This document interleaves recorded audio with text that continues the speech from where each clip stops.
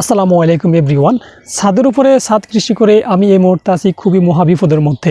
তবে আমি অনেক দিন ধরেই কিন্তু ছাদ কৃষি করতেছি, তবে প্রথমে কিন্তু আমি এই সমস্যায় পড়ি নাই, এখন এই সমস্যায় পড়ছি। তো আপনারা যারা ছাদ কৃষি করবেন ভাবতেছেন বা ছাদের উপরে সবজি গাছ লাগাবেন ভাবতেছেন বা আপনারা বিভিন্ন ফল ফলাদি গাছ লাগাবেন ভাবতেছেন, এই গরমের মধ্যে আপনাদের জন্য কিন্তু ভিডিওটি খুব গুরুত্বপূর্ণ হতে যাচ্ছে, কারণ আপনারা সাবধান, এই গরমের মধ্যে কিন্তু গাছ গাছরা লাগাতে খুবই সাবধান। তো কী সমস্যা আমি পড়ছি সেটা আপনাদেরকে দেখাবো, এবং এর থেকে আমি কীভাবে নিজেকে মানে এই সমস্যা থেকে সমাধান করে বের হয়ে আসতেছি সেটাও দেখাবো ইনশাআল্লাহ। এখানে আমি ছাদ কৃষি করছি, বিভিন্ন সবজি গাছ লাগাইছি। তো আলহামদুলিল্লাহ এই বছর আমার টমেটো ফলন খুবই ভালো আসছে। প্রায় আমি 100 কেজি প্লাস টমেটো পাইছি। মানে টমেটোর সিজন আসার শুরুতে আমি 5-10 কেজি টমেটো হয়তো কিনছি। আলহামদুলিল্লাহ এই পর্যন্ত আমার আর টমেটো কিনতে হয় না। আশা করি আগামী 1 মাস আমার টমেটো কিনাও লাগবে না, যে টমেটো আছে এটা দিয়ে আমার চলবে। এছাড়া আমার এখানে আমি চিচিঙ্গা গাছ লাগাইছি, যেটাকে আমি আঞ্চলিক ভাষায় দুন্দুল বলি, কইডা বলি। তো কইডাও আলহামদুলিল্লাহ আমি খাইছি, এখনও কইডা আলহামদুলিল্লাহ গাছের মধ্যে আছে। এই যে আপনারাও দেখতেছেন কি সুন্দর সুন্দর কইডা দেখুন ঝুলে আছে, ঠিক আছে, এক একটা কত বড় বড় মাশাআল্লাহ দিলে। তো এই কইডাও আশা করি আমার আরও বেশ কিছুদিন যাবে, আমি হয়তো আরও 2-3 বার কইডা খেতে পারবো বা আমার আরও কইডা আসবে, ঠিক আছে। এই জন্য হয়তো আমি আর কইডাও কেনা লাগবে না। এছাড়া পাশাপাশি আমি মরিচ গাছে মাশাআল্লাহ ভালো মরিচ পাইছি, ঠিক আছে। শুরুতে এরকম অল্প কিছু মরিচ কিনছি, এখন আর দীর্ঘদিন হয়েছে আমি মরিচ কিনা লাগে না।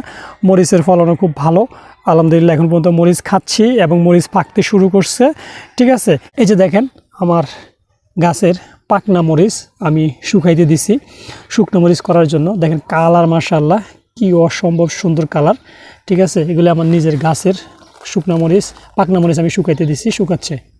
এছাড়াও এই বরবটি গাছও মাশাআল্লাহ মোটামুটি বেশ কিছু বরবটি ধরছিল, ঠিক আছে, যেটাকে আমরা আঞ্চলিক ভাষায় লাই গাছ বলি। তবে এখন গাছের শেষ পর্যায়ে তো এখন আর তেমন একটা নাই। তো বরবটি মাশাআল্লাহ ভালো খাইছি। এছাড়া আমি এই যে চাল কুমড়া, এই যেটা হচ্ছে চাল কুমড়া গাছ দেখেন। তো এই চাল কুমড়া গাছও কিন্তু চাল কুমড়া এখনও ধরে নাই, তবে আশা করি ধরবে, ঠিক আছে। প্রচুর পরিমাণ ফুল আসছে, একটা অলরেডি একটা কিন্তু চাল কুমড়া ধরছে, দেখছেন। এই যে একটু ভালো করে দেখাই, এই যে একটা চাল কুমড়া কিন্তু ধরতে শুরু করছে। তো আশা করি এখান থেকে চাল কুমড়াও খেতে পারবো। প্রথমে টমেটো গাছ লাগাইছি আমি শীতকালে, আমি দেখাই আপনাদেরকে। এই যে এই গাছগুলা শীতকালে লাগাইছি, তো এই গাছগুলো অলরেডি মরে গেছে এখন, ঠিক আছে। এগুলি ফলন ধরা শেষ, এই জন্য এগুলি মরে গেছে। এরপরে লাস্টে এই চারাগুলি লাগাইছি, এগুলিতে এখনও ফলন আছে, ঠিক আছে। তো এই যে ফলন, এই টমেটো ধরলো, এত কিছু ধরলো, আমি অনেক কষ্ট করার কারণে কিন্তু এই সবজিগুলি পাইতেছি। তো আমি শীতকালে যেহেতু লাগাইছি আমার খুব কষ্ট করা লাগে নাই, কারণ শীতকালে আমি রোদের তাপ কম থাকে, রোদ কম থাকে, ঠিক আছে। দেখা গেছে আমি একবেলা এগুলিতে পানি দিলেই চলতো। তো এখন যেহেতু গরমকাল চলে আসছে, শীতকাল শেষ হয়ে, তো আমার অনেক কষ্ট হচ্ছে। এই জন্য দেখেন এই গাছটা অলরেডি মরে যেতেছে, এটা হচ্ছে বেগুন গাছ।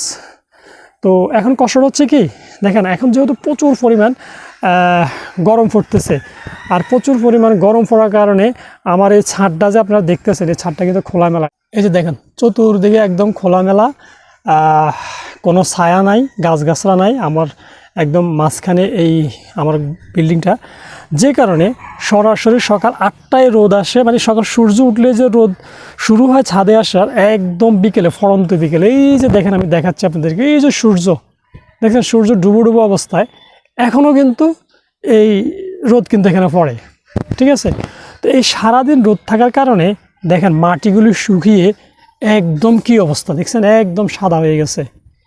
এই মাটিগুলো শুকিয়ে একদম সাদা হয়ে যায় এবং তস থাকে না, যার কারণে আমার এই গাছগুলি, আমার আঞ্চলিক ভাষা বলে হোঁড়া হয়ে যায়, ঠিক আছে। তো আসলে শুদ্ধ ভাষা এটা কী বলে আপনার কারণ ছিল আমি জানি না, তো আমার এলাকায় বলে এটা হোঁড়া হয়ে যায়, ঠিক আছে। মানে পাতাগুলি একদম শুকিয়ে বইটা যায়। যদি আমি একবেলা পানি দেওয়া কমায় দিই, সেক্ষেত্রে কিন্তু আমার এই গাছগুলি মরে যাওয়ার চান্স থাকে, যে কারণে আমাকে যত কষ্ট হোক, যত কিছুই হোক, সকালে এবং সন্ধ্যায় এই 2 বেলা আমাকে পানি দেওয়াই লাগে। আমি যদি এই 2 বেলা পানি না দিই, তাহলে কিন্তু আমার এই গাছগুলি বাঁচবে না, মরে যাবে। তো এই যে দেখছেন কি অবস্থা, একদম মাটি শুকিয়ে সাদা। আমি তো সকালবেলা পানি দিছি, এখন বিকেলে আসরের পর, এখন বর্তমানে যে ভিডিওটা করতেছি এখন আসরের পরে করতেছি, পড়ন্ত বিকেলে। তো আমি সকালে কিন্তু এখানে পানি দিছি, দেখেন কোনো চিহ্ন আছে, বোঝা যায় যে আমি এখানে পানি দিছি। কি অবস্থা দেখছেন। এই যে গাছটা এখন একটু তাজা দেখা যায়, আজকে রোদ কম ছিল, মেঘলা আকাশ ছিল, এই জন্য। যদি রোদ থাকতো ভরপুর আগের মতো তাহলে দেখতেন যে গাছগুলো হুঁড়োয় কী অবস্থা হয়ে গেছে। তো আমি এর থেকে পরিত্রাণ পাওয়ার একটা উপায় অলরেডি বের করে ফেলছি, সেটা কি আপনাদেরকে দেখায়, চলেন দেখেন। এই যে এটা আমাকে এই সমস্যার সমাধান বের করে দিছে। আমি এটা দিয়ে আলহামদুলিল্লাহ এই সমস্যাটার সমাধান পেয়ে গেছি। এটা কি জানেন? এটা তো ড্যাব সার। এই ড্যাব সারটা দিয়ে আমি একটা সমাধান অলরেডি বের করে ফেলছি আল্লাহর রহমতে। তো এই সমাধানটা আপনাদেরকে এখন শিখাবো যে আপনারা কী করলে আপনারা এই সমস্যার সমাধান করতে পারবেন। দেখেন আমি এই ড্যাব সারটা দিয়া এই যে আমার এই মরিচ গাছটা দেখতেছেন, সাথে একটা টমেটো গাছ আছে, এই যে মরিচ গাছটা দেখতেছেন, এটাতে ফুল করতে শুরু করছে, এই যে দেখছেন ফুল করতেছে। তো এই মরিচ গাছে আমি কি করছি দেখেন, ড্যাব সার দিছি। ড্যাব সার দেওয়ার কারণে দেখেন মাটিটা কিন্তু কালো হয়ে আছে, এবং এই ড্যাব সারের কারণে উপরে একটা সারের আস্তর পড়াতে মাটিটা কালো হয়ে মাটিটা কিন্তু ভিজা থাকে। ঠিক আছে, ওই যে আমি যে মাটিটা দেখালাম এর আগে, দেখেন আমি দেখাই আপনাদেরকে। এই যে এই মাটিটা দেখতেছেন, এই মাটির মধ্যে কিন্তু শুকনো না, দেখছেন এটা একদম কি শুকনা, একদম বালু মাটির মধ্যে। এই যে দেখছেন আমি কিন্তু সকালে পানি দিয়েছি। এই যে মাটিটা যেরকম শুকনা, ওই মাটিটা কিন্তু এরকম শুকনা না। এই মাটিটা দেখেন একদম কালসা, যে কারণে আমি পানি দিলে পানির যে পানিটা কিন্তু মাটিটা ধরে রাখতে পারে। ঠিক আছে, উপরে একটা আবরণ থাকার কারণে সারের। ঠিক আছে, তো ওই সূর্যের আলোটা যত এখানে পড়ুক, তাপটা পড়লে সরাসরি মাটিতে আর পায় না, যেখানে মাটিতে পানিটা সহজে শুকায় না, মাটিটা ভিজা থাকে। এবং এটা যদি আমি আজকে পানি নাও দিই, আমার এই গাছের কিন্তু কিচ্ছু হবে না, কারণ মাটিটা একদমই ভিজা আছে। ঠিক আছে, মাটিটা ভিজা আছে। এবং আমি এটা টেস্ট করছি যে আমি এরকম কিন্তু পানি না দিয়ে দেখলাম কি অবস্থা, দেখলাম যে না, গাছটা আলহামদুলিল্লাহ ভালো থাকে। তো আপনারা এই গরমের সময় অবশ্যই আপনাদের যতগুলি গাছ লাগাবেন ছাদের উপরে, প্রত্যেকটা গাছের গোড়ায় এরকম ড্যাব সার দিবেন, দিয়ে অবশ্যই ভিজা রাখবেন। ঠিক আছে, মাটিটাকে ভিজা রাখলেই তাহলে মাটিটা শুকনো থাকবে না। কিছুদিন ভিজা রাখলে একদম সেই মাটিটা কিন্তু কালসা বর্ণ হয়ে যাবে, উপরটা আবরণ হয়ে যাবে, তখন আপনার পানি দিলেও পানিটা কিন্তু থাকবে। ঠিক আছে, তো এই সমস্যার একটা সমাধান আমি নিজে বের করছি।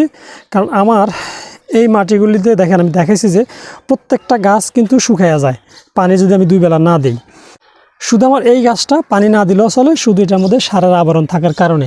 তো আমি এই জন্য প্রত্যেকটা গাছে এখন সার দিয়ে দেবো, দিয়ে এবং পানি দিয়ে এরকম একটা কালো আবরণ সৃষ্টি যেন হয় সে ব্যবস্থা করলে ইনশাল্লাহ আশা করি এই সমস্যাটা সমাধান পেয়ে যাব।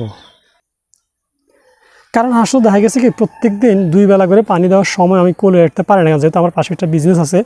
তো এই জন্য আমি প্রতিদিন পানি দিতে পারি না। এই যে দেখেন আমার এই গাছটা, এইটার মধ্যেও একটা কিন্তু মাটির একটা আবরণ, আমি সকালে পানি দিছি, দেখেন এখন কিন্তু শুকায় না, দেখছেন এখনো ভিজা আছে।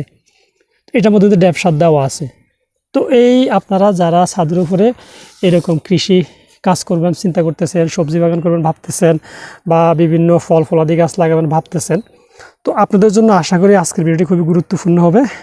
ঠিক আছে, কারণ প্রখর রোদ যদি হয় সেক্ষেত্রে কিন্তু আপনারা অবশ্যই এই সমস্যার মধ্যে পড়বেন।